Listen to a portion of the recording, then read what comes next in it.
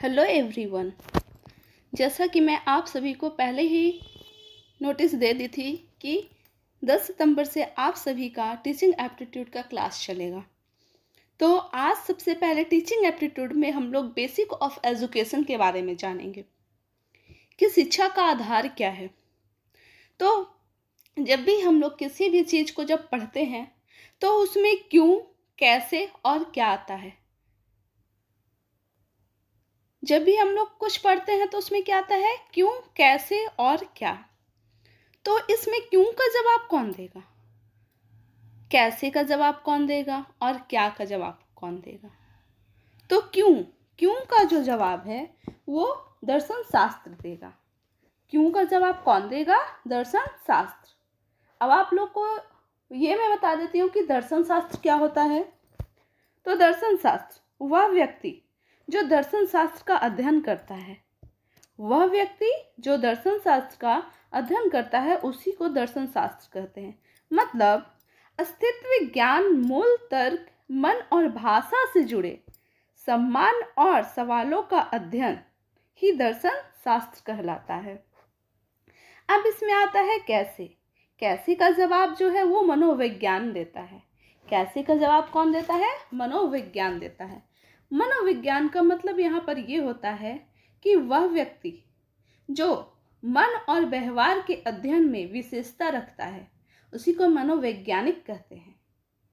मनोवैज्ञानिक जो है वो सामाजिक स्वास्थ्य से जुड़ा होता है और मानसिक स्वास्थ्य स्थिति और जीवन संबंधित मुद्दों से निपटने में मदद करता है, उसी को हम लोग मनोवैज्ञानिक कहते हैं। और जो मनोविज्ञान का अध्ययन करता है उसी को हम लोग मनोवैज्ञानिक कहते हैं। अब इसमें क्या, तो क्या का निर्णय जो है वो सामाजिक आवश्यकताओं के द्वारा किया जाता है। जैसे जैसे जैसे हम लोग को शिक्षक बनना है तो हम लोग के मन में ये सवाल कैसे आया कि हम लोग को शिक्षक ही बनना है, ये मन में कैसे उठा। तो हम लोग समाज में रहते हैं, आसपास देखते हैं कि समाज को क्या ज़रूरत है, क्या आवश्यकता है। तो यहाँ पर जो क्या का निर्णय है वो हम लोग समाज को देखकर करते हैं। तो क्या का निर्णय सामाजिक आवश्यकताओं द्वारा ही किया जाता है।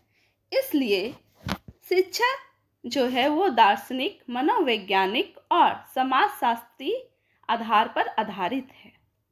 अब इसमें हम लोग पढ़ेंगे फॉर्म्स ऑफ एजुकेशन। एजुकेशन के प्रकार। तो एजुकेशन 3 प्रकार के होते हैं, औपचारिक, अनौपचारिक और गैर अनौपचारिक, फॉर्मल, इनफॉर्मल और नॉन फॉर्मल। अब आप लोग के मन में आ रहा है कि औपचारिक शिक्षा क्या होती है। तो औपचारिक शिक्षा जो पूर्व से नियोजित हो, कहने का मतलब यहाँ पर मैं आप लोग को बताती हूँ कि औपचारिक शिक्षा क्या होती है।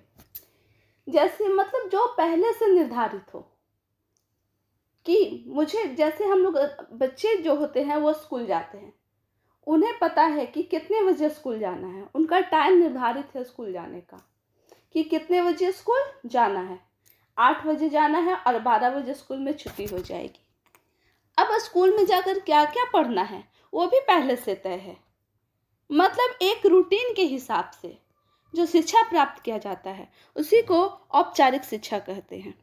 यह पूर्व नियोजित, प्रत्यक्ष, संगठित और विशिष्ट शिक्षण संस्था जैसे स्कूल और कॉलेजों में दी जाती है। यह एक विशिष्ट अवधि तक सीमित होता है, जैसे कि मैं अभी आप लोग को बताई, जब बच्चे स्कूल जाते हैं या फिर कॉलेज ट्यूशन जाते हैं तो समय निर्धारित होता है कि इतना बजे से लेकर इतना बजे तक ही पढ़ाई होगी और इसमें अच्छी तरह से परिभाषित पाठ्यक्रम भी निर्धारित होते हैं कि आज हम लोग को ये चैप्टर पढ़ना और ये चैप्टर में क्या पढ़ना है। जैसे हम लोग को मैथ्स में मल्टीप्लाई पढ़ना है तो पहले से निर्धारित है कि आज हम लोग मल्टीप्लाई पढ़ेंगे और वो सीखेंगे। मतलब एक रूटीन के हिसाब से जो शिक्षा दिया जाता है उसी को हम लोग औपचारिक शिक्षा कहते हैं।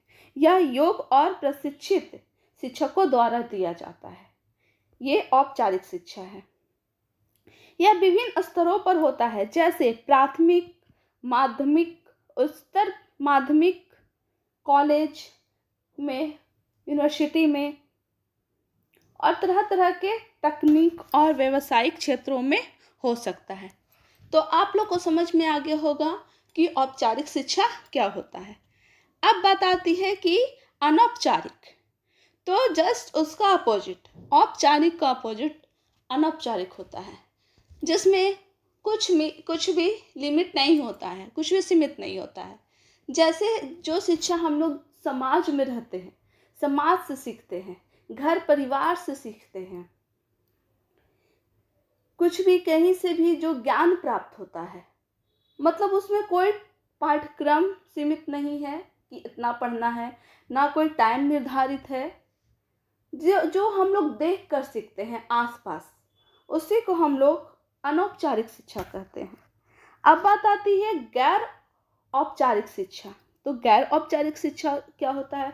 तो गैर औपचारिक शिक्षा जो होता है वो औपचारिक और अनौपचारिक प्रकार की शिक्षा के अंतर्गत आती है, जिसमें दोनों शिक्षा होती है। यह एक लचीली प्रणाली है। यह जानबूझकर आकस्मिक और प्रणाली की औपचारिक प्रणाली के बाहर दिया जाता है। उसी को हम लोग गैर औपचारिक शिक्षा कहते हैं।